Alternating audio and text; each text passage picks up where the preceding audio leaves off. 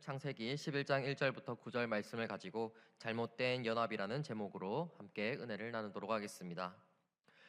우리에게는 이 협력과 연합이 좋은 결과를 준다는 믿음이 있습니다. 로마서 8장 28절에 모든 것이 합력하여 선을 이룬다는 말씀도 있지 않습니까? 하지만 오늘 본문은 잘못된 연합이 하나님의 뜻과 어떻게 충돌했는지, 그리고 그 결과가 어떻게 되었는지 알려줍니다. 이 사람과 동물에게는 집단이 주는 힘이 있습니다. 예를 들면 학교 내의 괴롭힘이나 직장 내 따돌림, 이런 집단 괴롭힘이 있습니다. 그렇다면 나 자신인 개인은 상관없는 거 아닌가라는 질문을 해보게 됩니다. 하지만 이 집단을 이루려면 개인이 모여야 합니다. 즉, 개인이 있어야 집단이 됩니다. 저희는 언제든지 집단이 될 수 있다는 것입니다. 우리는 스스로를 바로 세우지 못하면 언제든지 잘못된 연합으로 빠질 수가 있습니다. 그렇기에 개인인 나 자신이 중요합니다. 창세기 11장에서 바벨탑 사건을 통해 잘못된 연합이 하나님 앞에서 얼마나 큰 문제인지 살펴보려고 합니다. 이 이야기는 단순히 사람들이 하늘까지 닿는 탑을 세우려던 건축 이야기가 아닙니다. 오늘 말씀을 통해 개인적으로 공동체적으로 잘못된 연합을 경계해야 함을 깨닫고 우리의 연합이 세상적인 것이 아니라 하나님 중심으로 이루어지기를 소망합니다. 첫째는 안주하려는 마음입니다. 바벨탑 이야기는 사람들이 2절에 이 신할평지라는 안락한 장소에서 정착하는 장면으로 시작합니다. 하나님은 홍수 이후 노아의 후손들에게 생육하고 번성하여 땅에 충만하라고 명령하셨습니다. 그러나 그들은 사람들이 흩어지는 것을 피하기를 시도하면서 하나님의 명령에 직접적으로 불순종합니다. 이들은 하나님의 명령을 거부하고 이동을 멈추고 평지에 정착하여 안락함을 추구하였습니다. 이때 정착하고 안락함을 추구하기 위해서 전제되어야 하는 것이 있었습니다. 이동을 멈추는 것이고 그 전에는 하나님의 명령을 거부하는 것이었습니다. 하나님의 명령을 왜 거부하였습니까? 이전 세대가 바로 홍수로 징벌을 받은 세대였습니다. 하나님의 명령을 거부한 것의 이유가 보이십니까? 이들의 마음을 알겠습니까? 창세기 9장 11절에서 다시는 모든 생물을 홍수로 멸하지 아니할 것이라 땅을 멸할 홍수가 다시 있지 아니하리라 라고 하나님께서 말씀하시고 또한 무지개 언약을 우리들에게 보여주셨습니다. 이 하나님의 언약에도 불구하고 사람들의 마음속에는 그럼에도 또다시 홍수가 오면 우리는 어떻게 해야 할까라는 마음이 있었습니다. 홍수에 잠기지 않는 탑을 세우고 우리가 모여서 그곳에서 살자라는 마음이 있었을 것입니다. 무엇이 문제입니까? 믿음의 문제였습니다. 하나님의 명령보다 언약보다 자신의 노력과 힘을 믿었습니다. 자신의 노력과 힘으로 얻어낸 것으로 안주하고자 합니다. 자신이 노력해서 얻었다고 생각하니 쉽게 변하지 않을 것이라고 생각합니다. 여기서 안주하는 마음이 나옵니다. 이 안주하려는 마음은 결국 하나님이 주신 사명을 외면하게 했습니다. 하나님이 그들을 창조하신 목적에 따라 온 땅을 채우길 원하셨지만 이들은 하나님의 뜻보다는 자신들의 편안함을 선택하였습니다. 성경에는 이 안주하려는 마음에 반대되는 마음을 품은 자도 등장합니다. 이 아브라함의 이야기는 바벨탑 사람들과 대조됩니다. 하나님께서 12장에 너는 너의 고향, 친척, 아버지의 집을 떠나 내가 내게 보여줄 땅으로 가라 라고 말씀합니다. 흥미롭게도 이 말씀은 11장 바벨탑 후에 12장에서 말씀하고 계십니다. 이 말씀 후에 아브라함은 즉각적으로 순종하며 떠났습니다. 현대를 살아가는 우리도 우리 자신의 고향을 떠나기는 쉽지가 않습니다. 이미 주변에 관계가 형성되어 있고 정도 쌓였고 직장도 고려해야 해서 이동하는 데 신경 써야 할 것이 한둘이 아니기에 타지나 타국가로 이사가는 걸 심사숙고합니다. 그럼에도 아브라함은 이 안락한 고향에서의 삶에 머무르지 않고 하나님의 부르심에 따라 믿음으로 미지의 땅을 향해 나아갔습니다. 우리도 하나님께서 주시는 새로운 사명을 거부하지 말고 믿음으로 응답해야 합니다. 나의 안주하려는 마음보다 하나님의 말씀을 먼저 해야 합니다. 안정된 환경에 머무르려는 이 유혹을 이겨내고 하나님의 인도하심을 따라 나아갈 때 그곳에 축복이 기다리고 있습니다.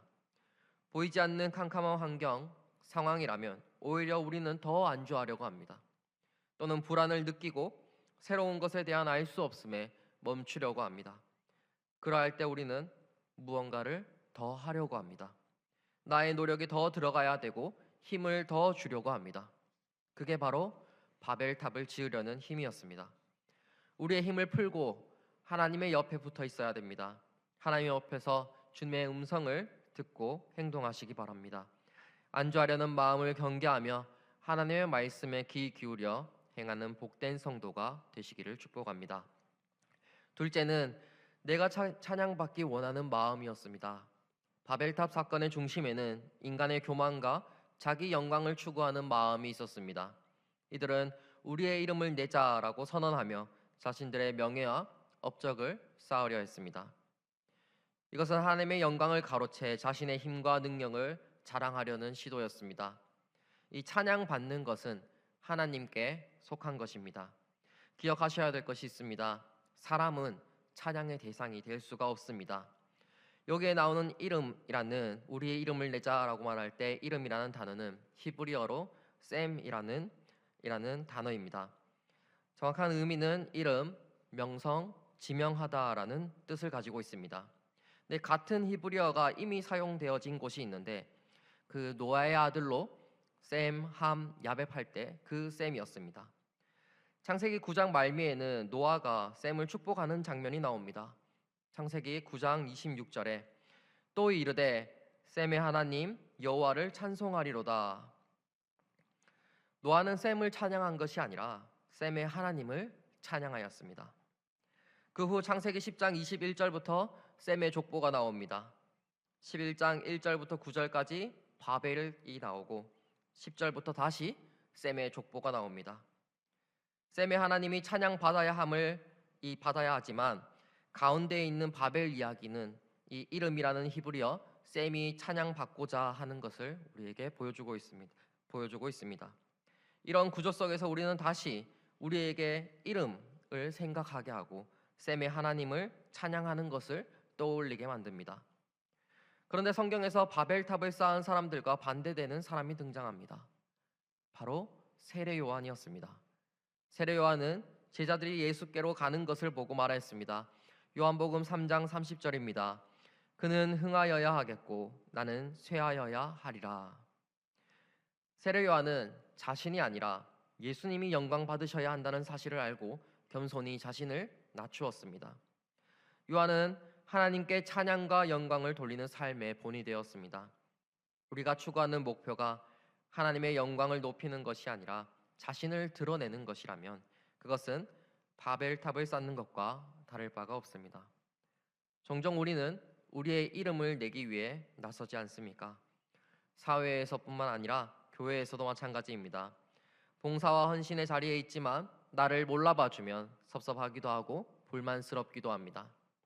그런 마음을 가지고 있는 사람이 2명 이상 모이면 연합이 되고 그것은 잘못된 연합으로 흘러갑니다. 소수로 이루어진 이 잘못된 연합은 나머지 다수를 이끌고 갈 수도 있습니다. 모두가 자신과 같은 이름을 내려는 사람들로 만들 힘이 있습니다. 함께 하나님의 심판을 받기 위해 달려가는 기차에 올라타는 것입니다.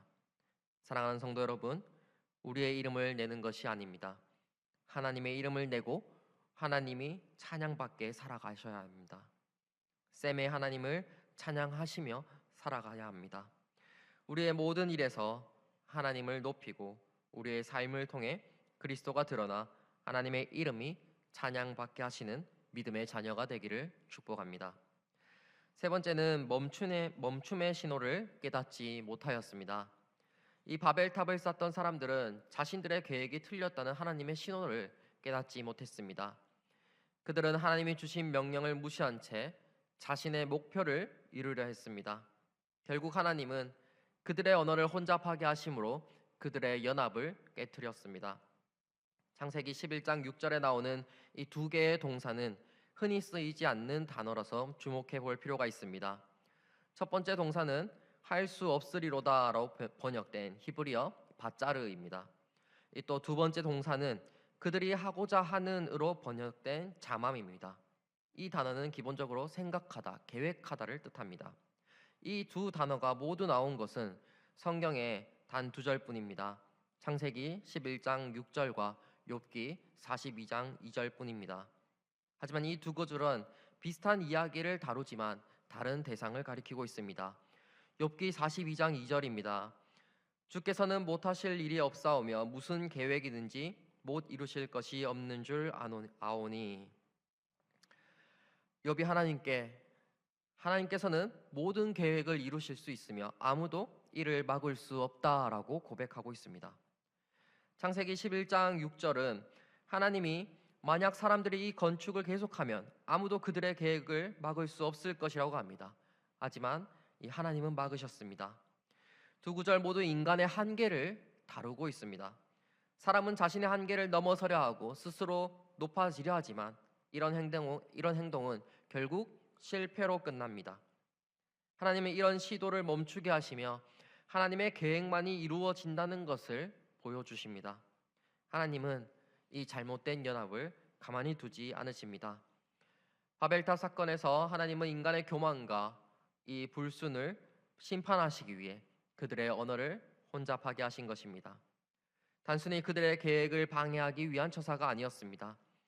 그들의 교만과 잘못된 연합을 깨트리기 위한 하나님의 은혜로운 개입이었습니다. 우리의 삶에서도 하나님의 멈춤의 신호는 나타납니다. 우리가 잘못된 길로 나아갈 때 하나님은 실패, 좌절, 환경의 변화를 통해 우리의 발걸음을 멈추게 하십니다. 그러나 우리는 종종 그 신호를 깨닫지 못하고 자신의 뜻대로 나아가려 할 때가 있습니다.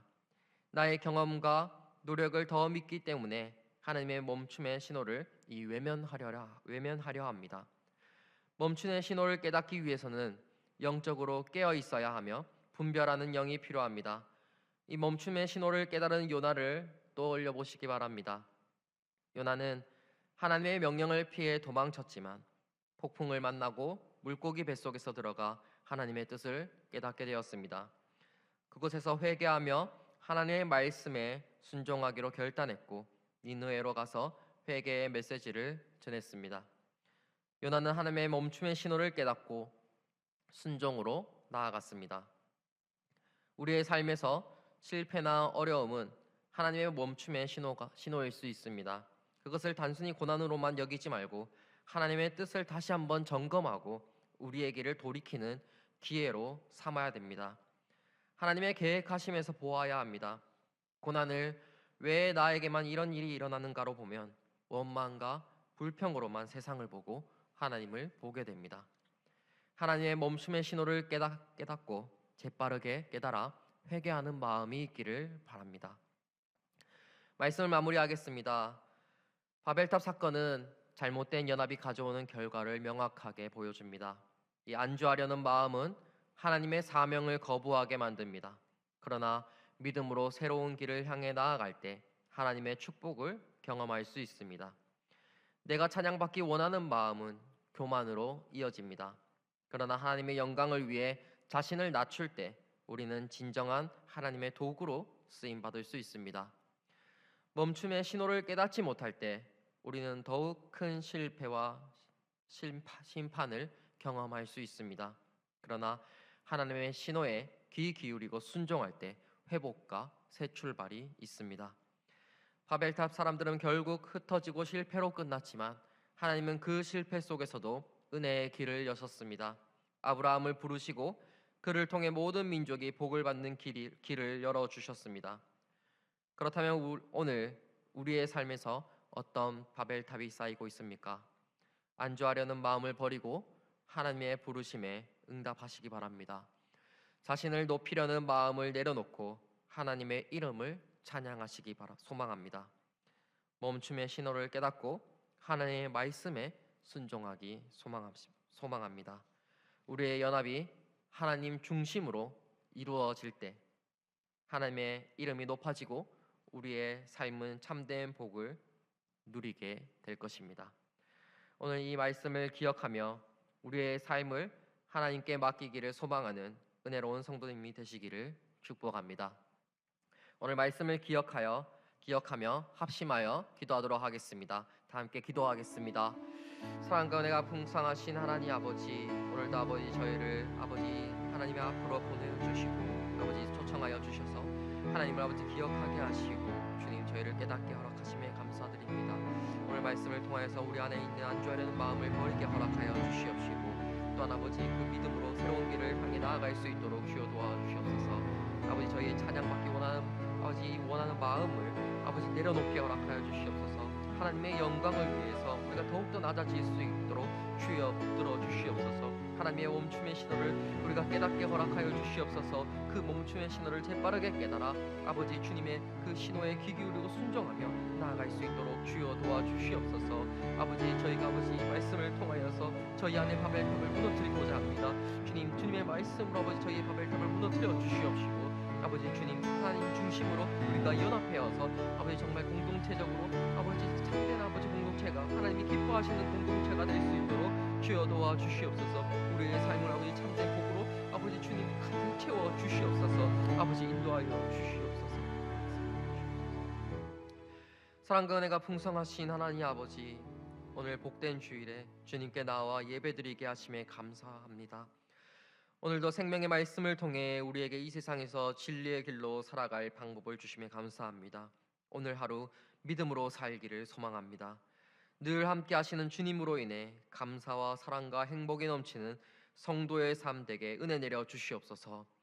세상에는 많은 잘못된 연합들이 있을지라도 저희 스스로가 항상 경계하며 깨어 주님 안에서 연합하게 하시옵소서. 안주하려는 마음을 버리고 하나님의 부르심에 즉시 응답하는 삶을 살게 하시옵소서. 하나님의 이름을 높이기를 원하고 바라게 하시고 우리의 이름을 높이려는 마음을 내려놓는 힘을 부어 주시옵소서.